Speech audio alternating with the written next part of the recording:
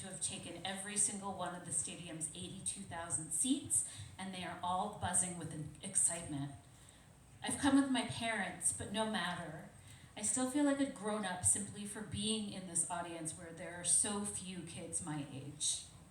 Most everyone here looks like some version of my mom and dad. White, middle class, enthusiastic. We're here to see a superstar. Minute by minute, the anticipation builds as we wait for our headliner, the Mick Jagger of the night, our own Axl Rose. Throughout the stadium, there are fans chanting and clapping and waving signs, and the energy is not dissimilar to those clips from the 60s of girls with bouffants weeping and losing their shit while the Beatles performed. Mm-hmm. But aside from some highly publicized saxophone playing on late night TV, the man we are waiting to grace the stage is not a musician.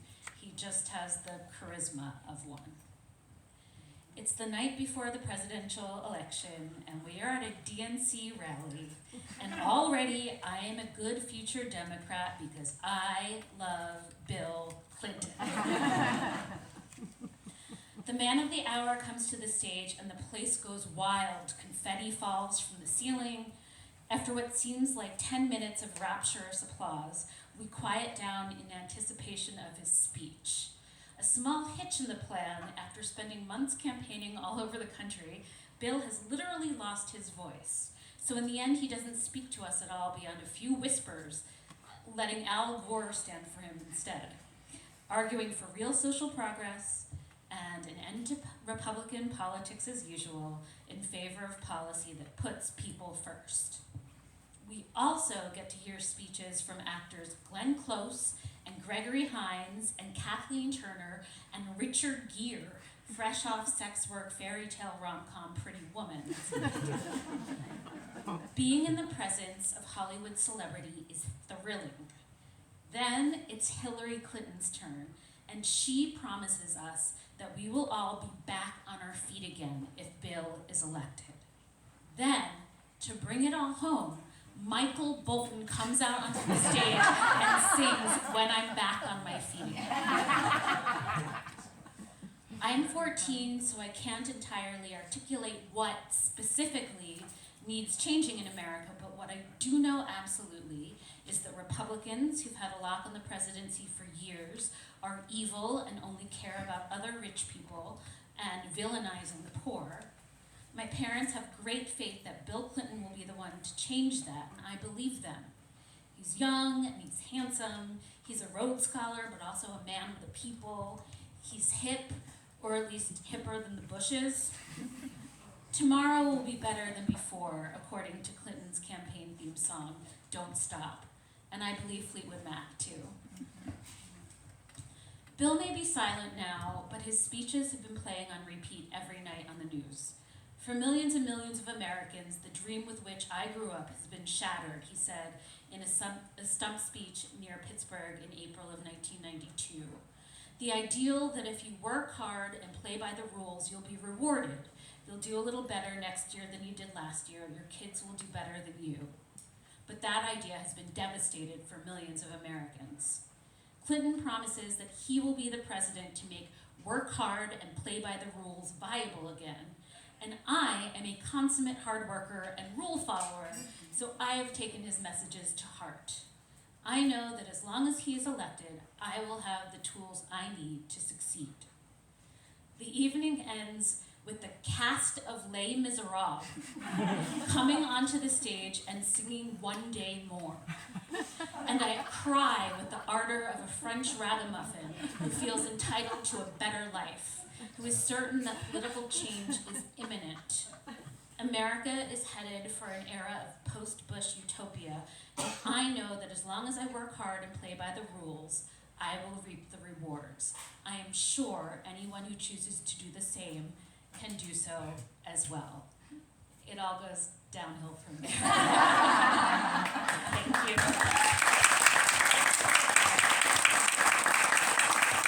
I mean, I know that some of you have already bought the book, but I'm imagining all of you are buying the book in your mind right now when you walk out of Major Quinn. It's available for sale. Maris will sign it. First of all, I'm gonna back up for a second. Okay. I like to give kind of context of why I get to be here because I want to insert myself into this story. And also whenever I hear or like see somebody get interviewed, I'm like, what's up with that person? So Maris and I met about 15 years ago. Yes. We became fast friends over a very fancy dinner at the National Book Awards. Yes. Yes. Fancy steak. Steak Mid. was But like, it? but still nice. Yeah, still nice. And when I met Maris, she was like internet cool girl. She still is. Thank you. This was just how I was introduced to her. And maybe many of you know her that way. She, at the time, had a Tumblr called Slaughterhouse 90210 that combined literature with the masses. Yeah. So she would put images of things like Mad Men up against a quote from, what did you do with the I want to burn this place down? Do you remember with that image of Joan and Peggy from Mad Men getting in the elevator? Oh, what that quote was? I should have told you I was going to ask this because I wasn't planning to, but here I am. Oh, huh. But there was great stuff. Thank you. Can you think of a good example, like not just calling you on the spot, but one that you really loved that you did as a comparison, just to give the folks a taste? There was an essay from Joan Didion that she wrote about Joni Mitchell. And this was back in like 2012. And I put a photo of Taylor Swift in her jeans, talking about how she's the girl who feels things. And it's just the kind of thing where you can just combine so many different stages of time together by considering that everything we watch and read is related. And that you can contain multitudes. And I feel like you were the first smart literary person that I knew that cared about 90210 in the way I did, and like Melrose Place, just it gave validity to being an English major and a consumer of honestly great shows, but some people might call it all sweats. Yeah, I mean, I think especially when I started in the book publishing world in the early aughts, there were a lot of people who were like, I don't own a TV. And that's fine, and that's a thing, but like, knowing what people watch on TV and appreciating that, I think is actually a helpful thing when you're trying to think about what books can sell.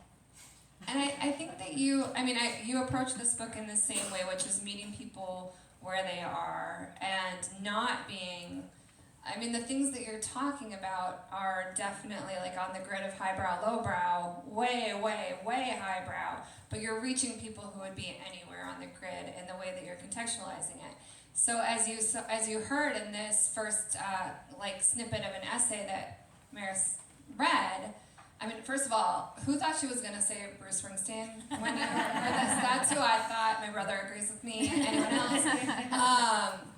But it puts really serious things that are happening in America and for you in the context that's safe for anyone to consume. And I love that about this book. Thank you, Steph.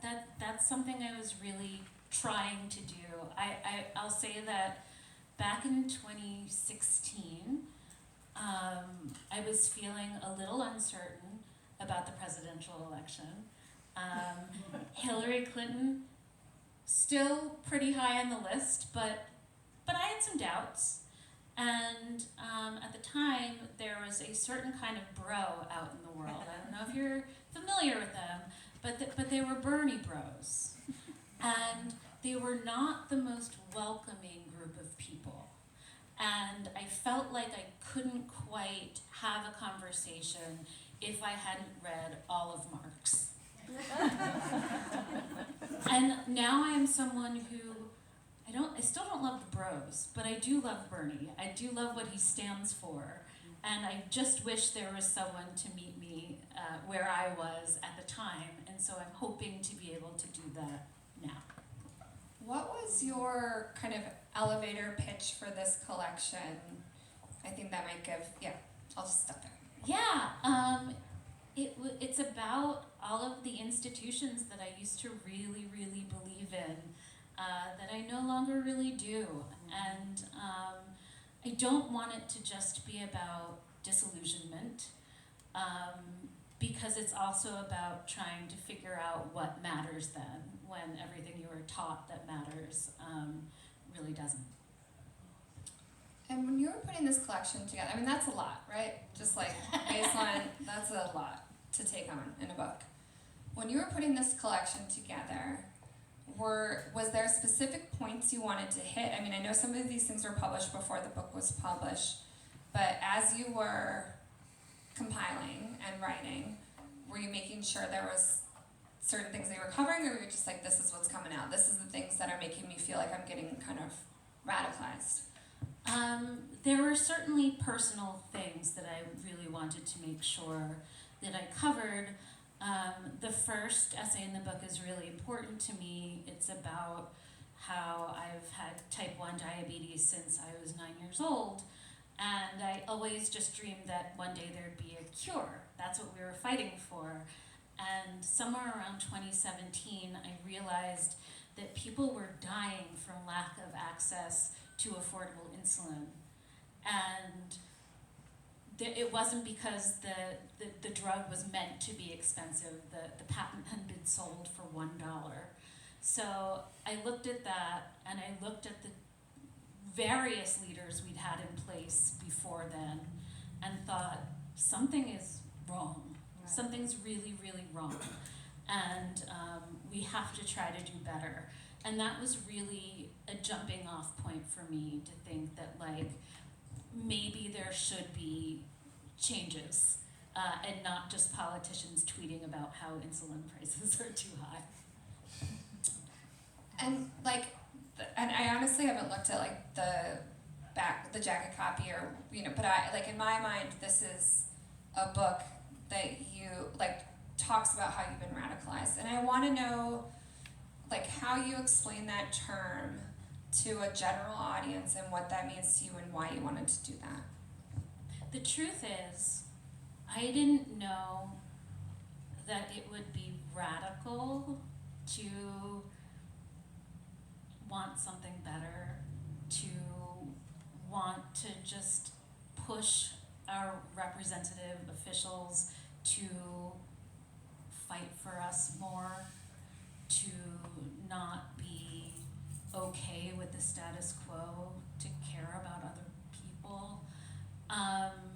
And especially now, I suppose, it does feel more radical than ever. Even just watching, I'm from New York, and watching the Chuck Schumers of the world not really do much in the face of so much adversity, and wanting someone to come out and say, I'm fighting for you. I'm not just saying I'm fighting for you, I'm like actually really doing it. And if that's what radical is these days, then that's what I am. I think that given what's happened, I mean, everywhere in the world all the time, but also especially now, to say that you're radicalized, that even can be an act of being radical. And I'm wondering, I mean, we talked that you've been through, you're going, what's this, like day 6 or 7 of your tour? Yeah. Hell yeah, Minneapolis. Right? Thank you, Minneapolis. But you've gone through some certain crowds where that might be radical to even talk about being radical. Like, how do you sort of make this book accessible to the people that you want to reach it, and not to feel like it's so far some direction? Well, to be fair, I was in San Francisco last. So it wasn't like I was really stretching. But I do say that I do think I wrote this book so that my parents would understand, and they are still good Democrats. And I think if they had the chance to vote again, they would vote for the Clintons. And I don't want to be judgmental of that opinion. I just want them to kind of understand better where I'm coming from. And like a theme that kept coming up in this collection to me is the idea that, I'm going to look up here so no one thinks I'm looking at them, that pulling yourself up from your bootstraps could be possible for a younger generation. You just looked at me. I didn't mean to. I'm trying not to look at my mom in her face. You're my safe space back there. So, what would you tell people? How would you say, here's the access point? Because a collection like this, yes, you can. It's like an album. You can start from the beginning. That's very thought out, and go to the end exactly as it's published. But like an album, you can be like, here's the perfect track for you. Thank you. I think that, wait, now I'm, Where would you tell the boomers Yeah. and the bootstrap people? I think one of the other things that led me to become radicalized, if we're calling it that, is the idea that I've worked really hard in media and books for my entire career. I've been laid off 3 times. I've survived so many layoffs. I know that jobs just aren't stable the way that my dad would like to say that they are. And with that comes, well, if you can't find a stable job, then you can't find stable health insurance. And managing my diabetes was always given to me as like a bootstraps kind of thing. Like, you have to work hard at it, and if you work hard at it, it'll be fine. And the more I've seen of the world, the more I realize that that just isn't true. And it was supposed to be true for me because I'm the one that the rules were made for. And when we consider that I'm not even doing so hot, then you go back and look at all the people who are never supposed to do better than their parents because they weren't considered at all. Yeah. I'm going to take a quick pivot because it's something I think we should all think about, but I also want to take a moment. This is an obligatory thing when you're in Minnesota. Okay. If your My work favorite Prince at song. all, I was going to say, if your work at all references Prince ever, we have to mention that yes, Purple Rain is dropped into this book, so, Maris is one of us. It was your wedding song. It sure was. We all love to talk about Janet Jackson yelling Minneapolis, so we just have to say it. It has to be said. So thank you for acknowledging our rich cultural heritage. And I'd love to and I don't want to make light of anything in this book because I think everything, No. and so my pivot is not to do that. But I do want to talk about your musical theater background. Yes, please. There's a great essay in here, and I think maybe you should just talk about the essay before I'm going to say what I'm going to say. Yeah, it's about how, particularly in my adolescence, my diabetes became really a thing that interrupted my day-to-day in a way that, thank goodness, it hasn't before or since. And that the theater was really, I learned what escapism was, to just go and sit in a dark theater and get lost in someone else's story. And it was also what I liked to do. And sometimes I'd miss some school in the afternoon because I was exhausted by the end of the day, and yet my parents would still let me go to play rehearsal. And not everybody liked that at school. And so much of that essay is just, there are so many things I'm angry about, but I am so thankful to them that they let me rest, and then they let me go out and do what I love to do, and it was life affirming. And I was worried that my parents would feel like this book was an excoriation of them, and I wanted them to understand that I see them and appreciate them. I love that. I have seen a lot of your social media over the years. And I have noticed that you often, when you go to karaoke, you sing songs that seem like a little hard for us, those of us that stay in the like a prayer range. So when I was reading this chat, I mean, that was the thing I did not know about you at all, that you can obviously sing I Just Have Never Heard It Before. And I heard at your book launch in Brooklyn that you did a little Evita, and I think we deserve that. Just like a titch. I don't even know what you call it in theater. It's like a bar A titch? A titch. A titch like a little... Wow. I'm sorry. I don't even really do this song at karaoke. Do you want to do like Suddenly Seymour instead? No, I will do my Evita. So the background is I played the mistress in Evita when I was 15 years old. And this was after I kind of got straightened out with my diabetes and was able to like really commit. And I was cast in a community theater production of Evita, which meant there were actual adults in it. Like, Che was played by a 24-year-old man, who I still think about sometimes.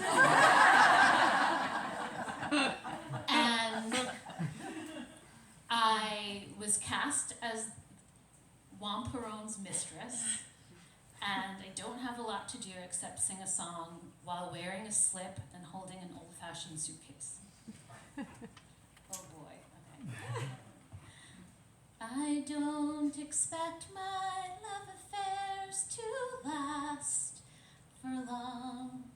Never fool myself that my dreams will come true. That's a titch.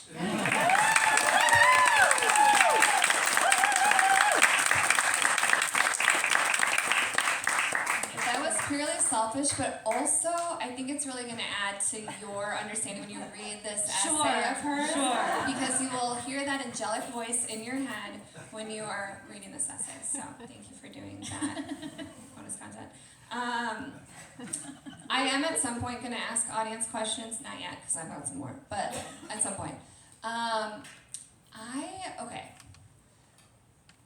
I'm trying not to center myself too much in this question, No, but I grew up in a clothing family. We have a certain store, Opitz Outlet. I highly recommend 70% off retail.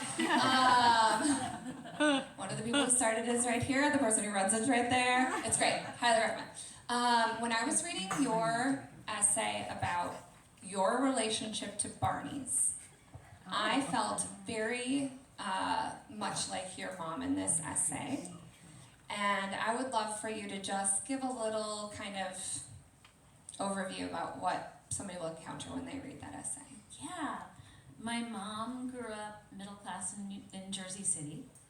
And my mom's mom had an uncle who was the rich relative.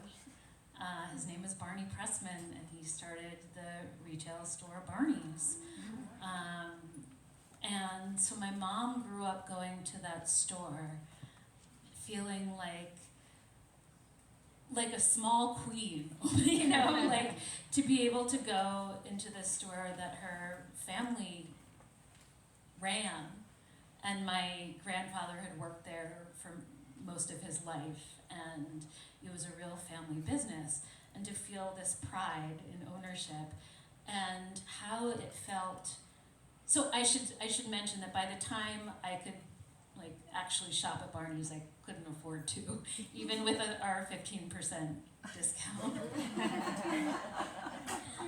And by the time it was in bankruptcy for the second time, I was reading a lot about how the employees there had been treated so poorly. They didn't know when their paychecks would come in, they didn't know when their last days would be, and that had always felt like such an important part of that family business aspect of Barney's for me, that that even when it became this like really kind of high art kind of place where artists and designers and models would go and be creative and do fun things, that that they really valued their employees.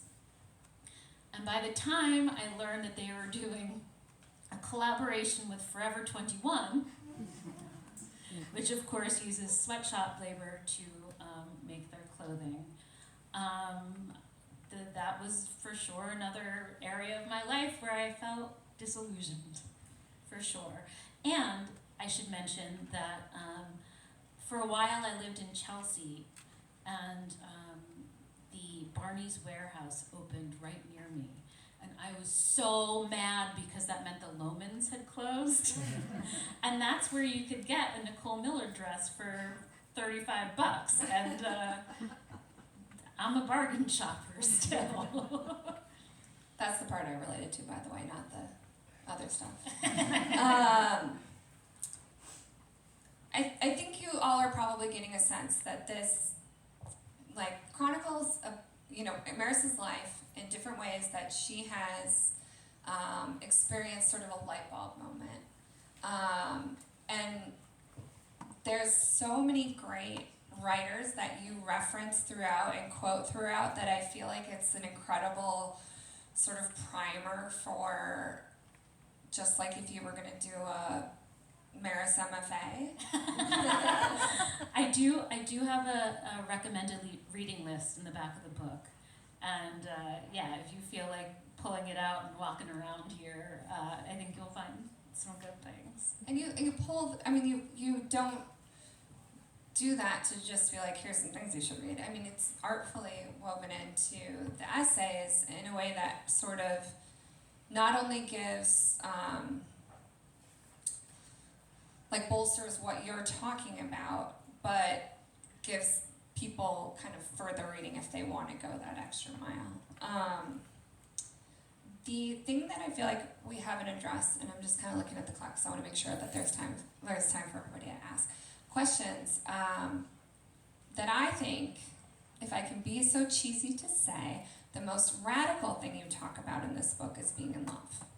And how that, I know I'm going to cry because I love Josh, and how important that has been in your life. And I would love for you to talk about the experience that you've had and how you talk about kind of being married and being partnered up and the luck and the love that comes from that. Yeah, I think the first thing I want to say is, this book has an amazing cover, and I'm very proud of it, and it's really fun, but I do want to say that this book isn't just about anger. It's about appreciating some of the things that I have, and one of the things that I really appreciate is my husband. We met when I was 35. I thought that I was an old maid, as you do when you're whatever age you are when you're, and I thought that it was my destiny in life to remain single, and I got all sorts of advice from my mom's friends in particular. Date like it's your job, you've got to love yourself before you can love anyone else. And I'm just so happy to say that I didn't do anything. I just met Josh, and he just turned out to be the one I was lucky enough to meet. And I didn't shout that I was ready for love after going out in the desert for 40, it just happened. And then I got luckier because I had always had corporate jobs, because I'm diabetic and I always needed health insurance. And then I realized that I could go on Josh's health insurance and be a full-time writer. So I found love because I got lucky, and then I found health insurance because I got lucky. And that's pretty fucked up.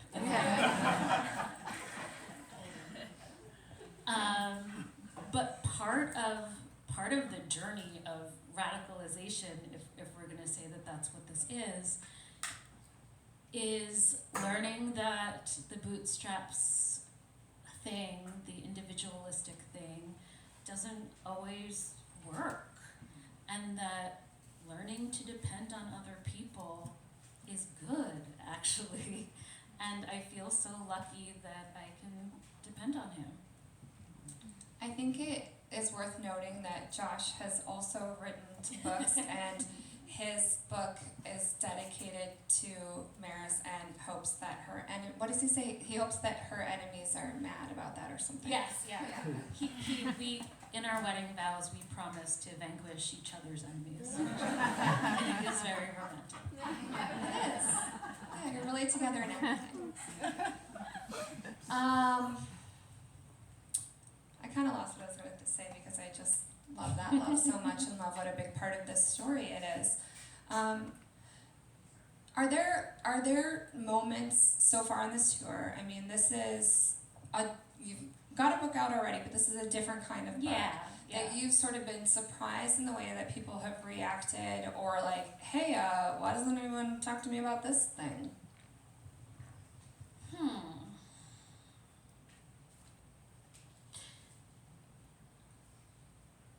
I think even after telling you that I wanted to be very accessible and on the level, I think I still expected audiences to raise their hands and be like, well, did you read this? Did you study this? And I'm delighted. So just if you were thinking about doing that. This is setting you up. Don't ask jerk questions.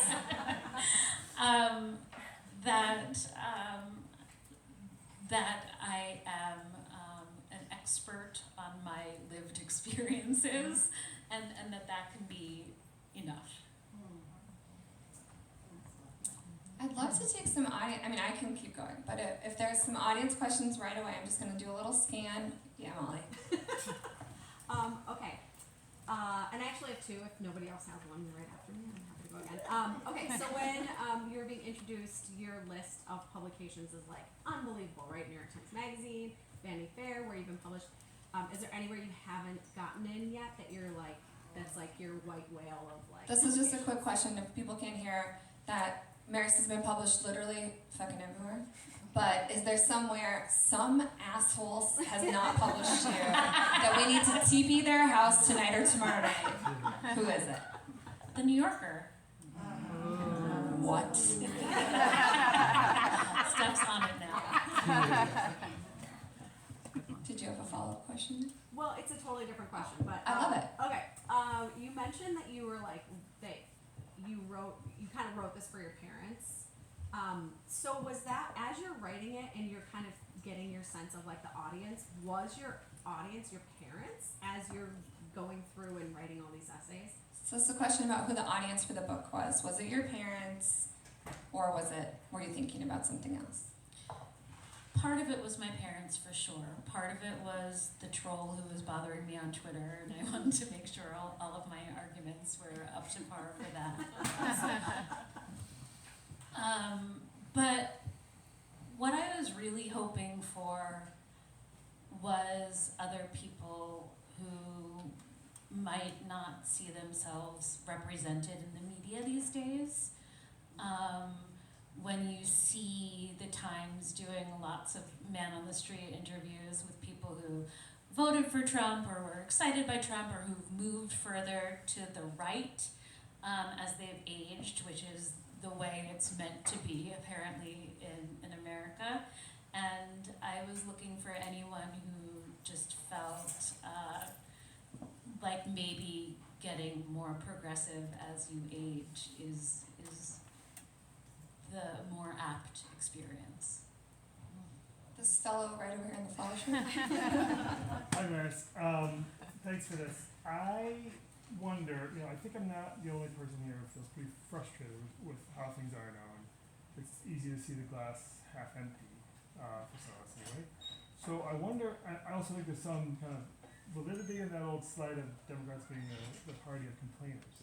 So I'd love to hear your vision for what the future could be or should be. What's our North Star going forward? So Maris is going to give us a manifesto. Yes, I figured it out. And just pay attention now.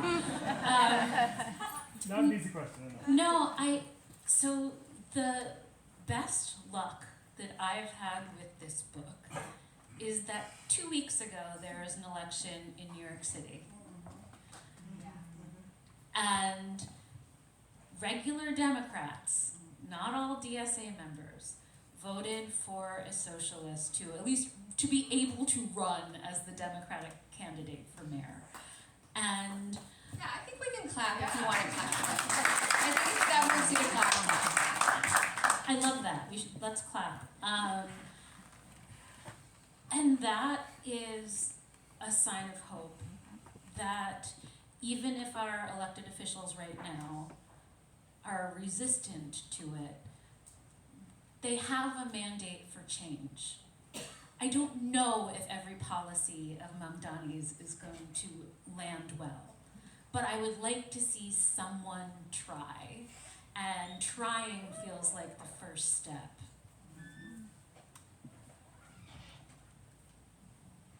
I'm looking, I'm scanning the room. Got some questions. Right here. I can't wait to read this book. But what I sense from the pages I just already read, I want to know, looking at you as a lovely, cheerful, funny, intelligent woman, how do you keep your radicalization from sending you into a hole that you can't get out of? Oh, you just don't see that. I'm going to quickly just repeat the question just in case people didn't see it. Essentially, Maris is the best. You just like vibe off her. And how do you stay positive or not? Like, how do you not spiral out with everything that is being thrown at all of us? Yeah, I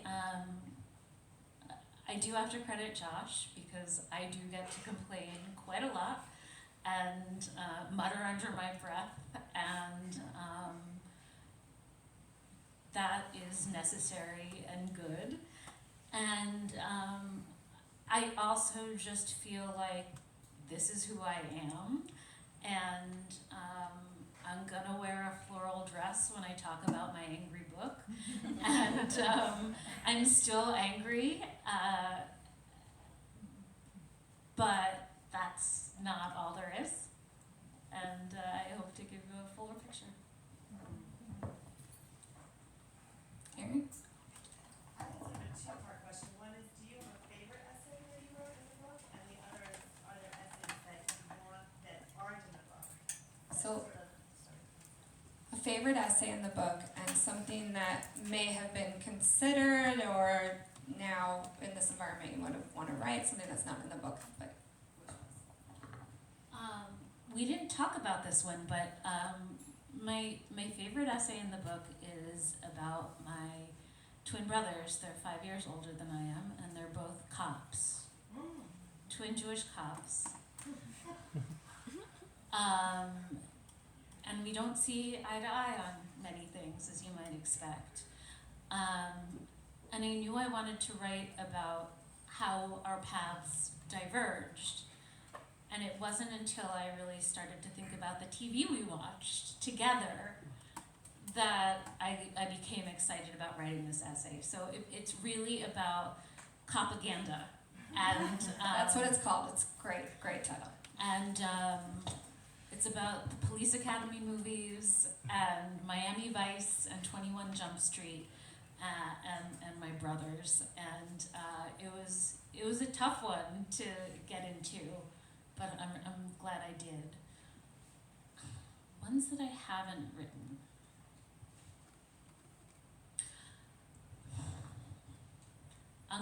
I won't tell you because I hope I can still get one published one of these days. It's a hot button issue that perhaps we don't need to talk about right now. Ooh. Yeah, I was just going to ask that in today's climate where the media, a lot of people on both sides are starting to doubt what they're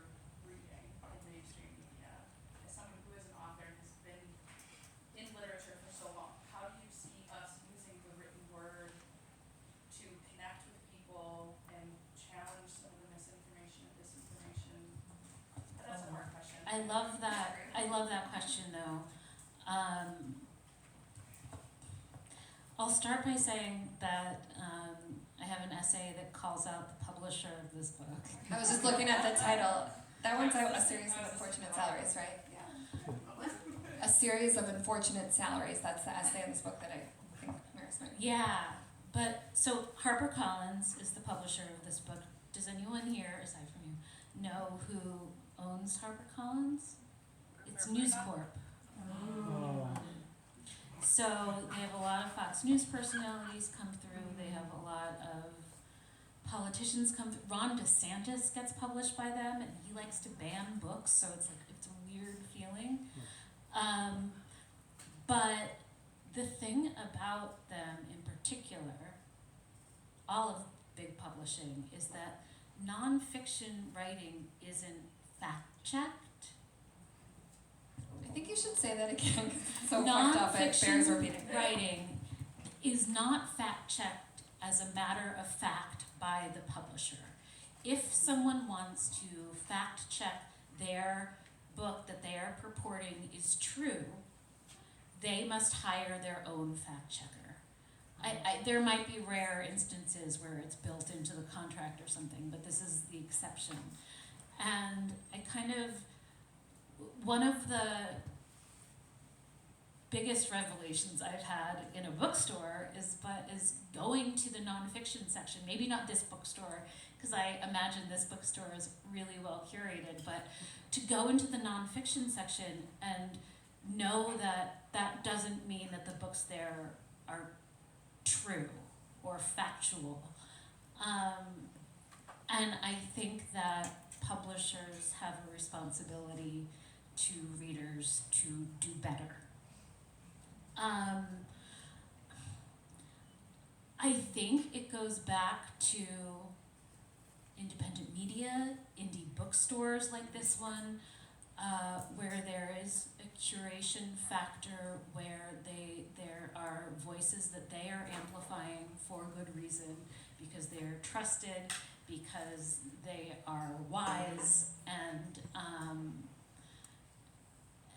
you might not always read about them in the pages of the New York Times, say, but I'm just looking. You should all go look at that set of books. Right by your head now. Right by your head. Yes, that's a good one. That's an Adrienne Marie Brown. Yes, it's short, right? It's published by a very, very indie. And I think the more we understand that the voices beyond the bestseller list, if we listen to experts say,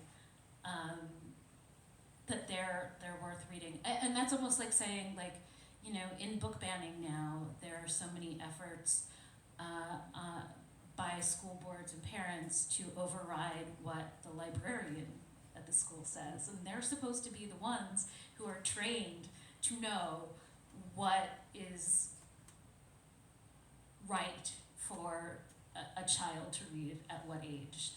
And I think listening to the people with that kind of authority goes a long way, because it's impossible to tell otherwise. There's a great little shout out to the person who Maris hired to fact check her book in the book, and also a shout out to the lawyer that probably did a cursory reading of the book to make sure they weren't going to get sued for anything that happened. Yeah. And I was delighted that the lawyer at HarperCollins let me say that, and I got no pushback, which I guess is good, unless Ron DeSantis also didn't get pushed back. I'm just kidding. Oh, right here. You speak and write of layoffs in the media as a sort of like survivorship, but you don't speak of dealing with diabetes your whole type 1 diabetes your whole life in those terms. And I think it really goes back to this point you're trying to make throughout, which is that, you know, you went in with this idea that you just have this internal locus of control, work hard,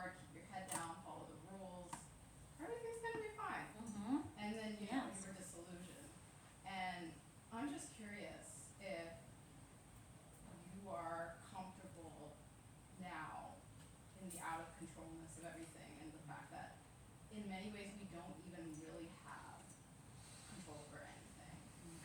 Are you comfortable with that fact? Because I feel like it's just a fact of everything now. You can't avoid that.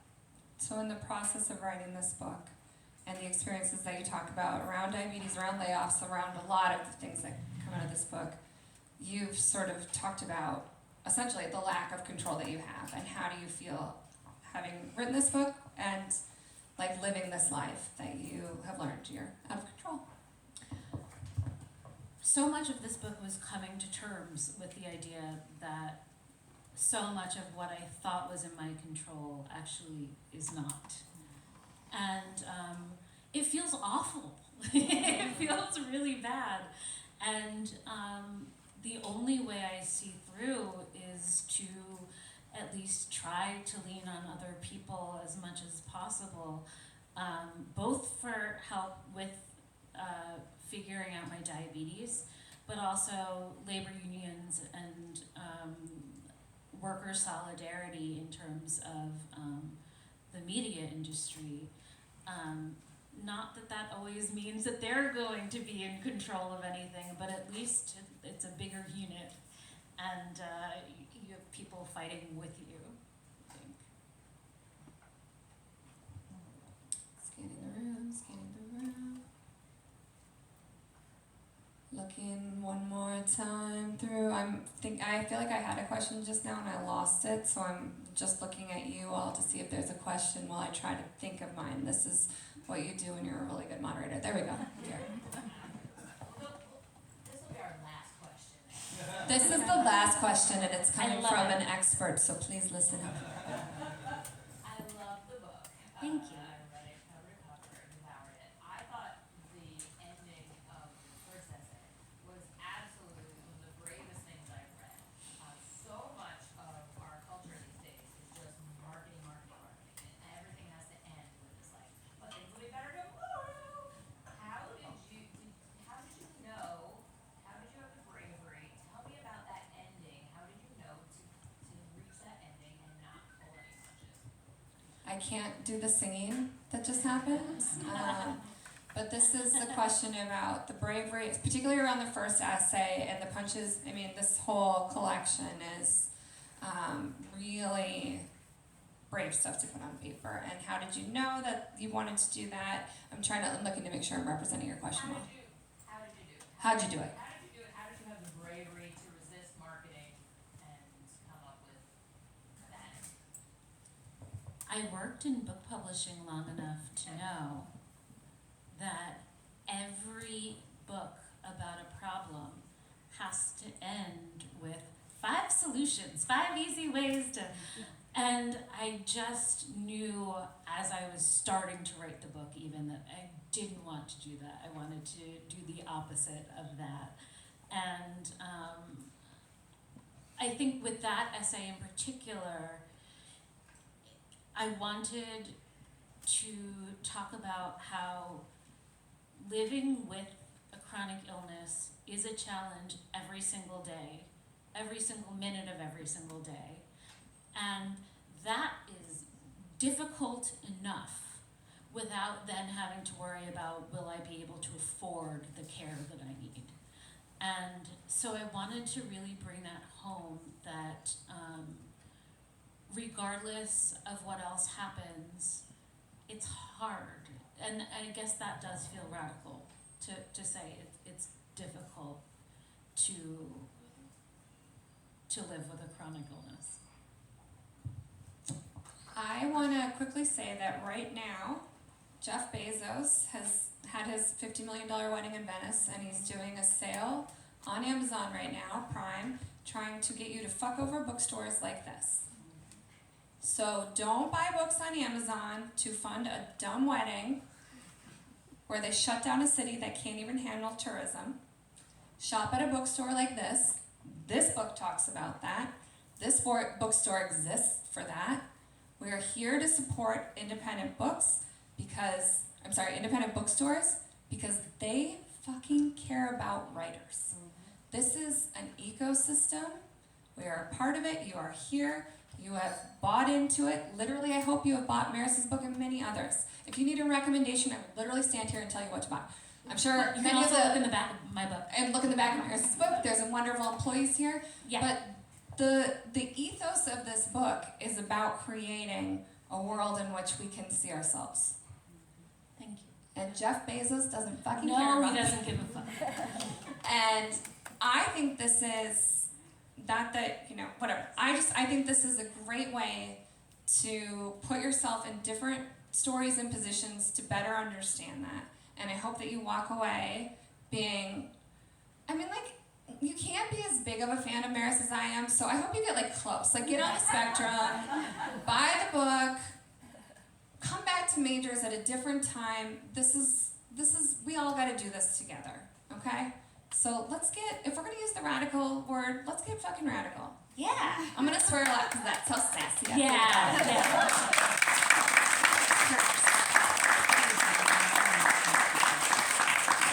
But thank you, Maris, for coming. Thank you, Majors, for hosting all of these. Shout out to Annie, who really, she does incredible events here. Her and her crew are so great. Annie can recommend way better books than I can. Go accost her.